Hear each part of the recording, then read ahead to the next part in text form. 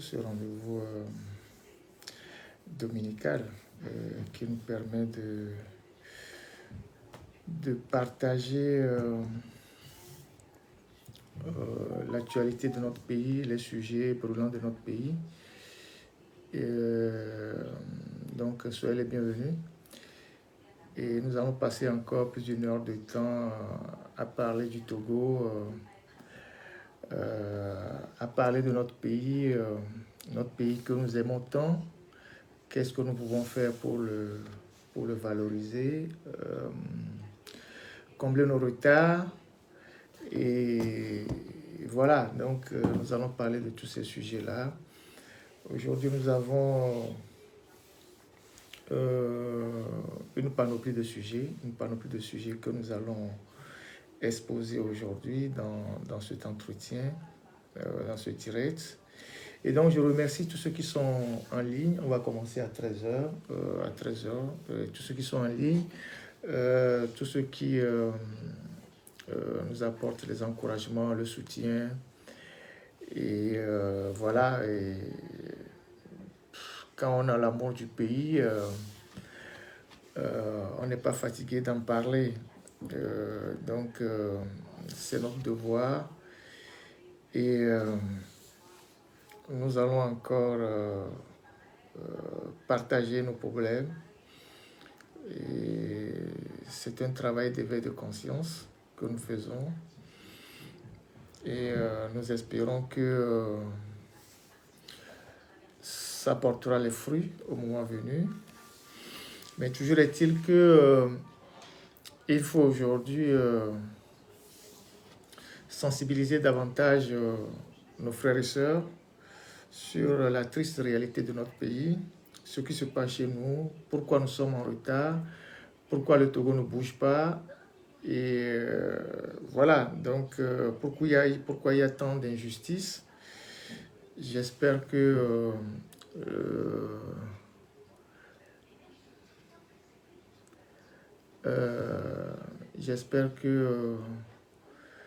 voilà, que on partira d'ici un peu plus édifié sur les réalités de notre pays. Le plus important, c'est que nous prenions conscience que notre pays a énormément pris du retard et que là où nous en sommes aujourd'hui,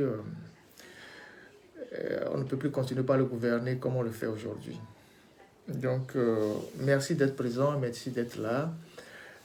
Comme je le disais tantôt, on va commencer à 13h juste.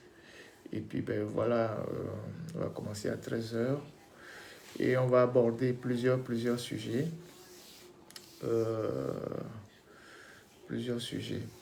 Donc, j'ai promis vous entretenir aussi sur les 20+.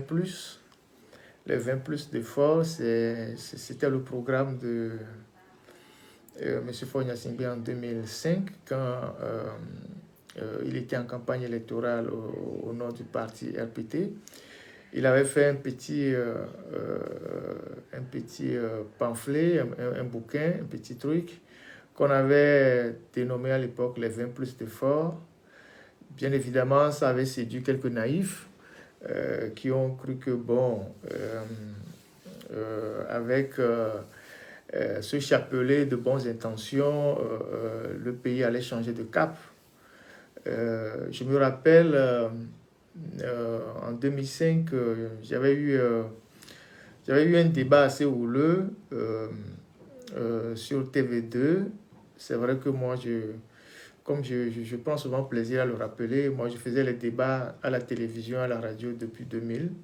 Donc tout ce que je dis aujourd'hui, je le disais depuis, c'est pas avec Faure Gnassingbé que moi j'ai commencé par aller sur les médias. Je faisais des débats depuis le temps des Yadema, on faisait des débats. On a eu pas mal de soucis entre-temps. Et donc en 2005, dans la foulée des événements du décès de Yadema et de la candidature de Faure Gnassingbé, je me rappelle qu'on avait fait un débat à l'hôtel de février sur TV2. Et je disais justement cette phrase-là que j'avais prononcée, qui a failli me coûter une arrestation le lendemain. À l'époque, il y avait le tout-puissant Pitan Tchala, parce que c'était à lui la TV2. Et donc, je disais à l'époque que sur le plateau, il y avait moi, quelques jeunes du RPT à l'époque, il y avait aussi, je pense, Abbas Kaboua. On avait fait un très bon débat et parmi les gens qui ont dirigé le débat, il y avait Kim Mario et tout. Et je disais justement au cours de ce débat que Fogna Singbe, c'était une nouvelle sauce dans une vieille marmite et que ça n'ira nulle part, ça ne produira aucun effet sur le pays. Et donc, il ne fera aucun miracle, il fera exactement ce que son père a eu à faire pendant 38 ans, sinon il ferait pire. C'était pas une prophétie, mais quand j'avais dit ça, et puis en plus c'était sur une télévision de Pitanchala, le lendemain j'ai failli me faire arrêter. Et aujourd'hui, 20 ans plus tard, je me dis que je ne me suis pas trompé en prononçant cette phrase-là. Je suis en train de chercher la vidéo de cette émission qu'on avait animée sur TV2 en 2005 pour la partager un jour avec vous, pour que certains comprennent que ce que les gens voient aujourd'hui, nous, on l'avait vu depuis longtemps et on l'avait exprimé depuis longtemps. Et donc, aujourd'hui, on va regarder un peu ce que M. Fogna Singbe a pu faire de son programme qu'il avait balancé à l'époque comme son support de campagne en 2020. C'était pour 5 ans. Il avait, en 2005, il avait fait les 20 plus pour 5 ans, puisque en 2010, il a élaboré un nouveau programme. Et 20 ans après, on va voir qu'est-ce qui a été réellement fait. On ne va pas décortiquer tout le document. Je vais vous le lire. Et puis après, bon, on essaiera de voir qu'est-ce qui a été réellement fait et pourquoi le reste n'a pas été fait. Et chacun pourra se faire une idée. Ceux qui sont nés en 2000, dans les années 2000, qui étaient tout petits à l'époque, ou ceux qui sont nés en 2005, ils n'ont pas connaissance de ces documents. Ils ne savent pas ce qui s'est passé.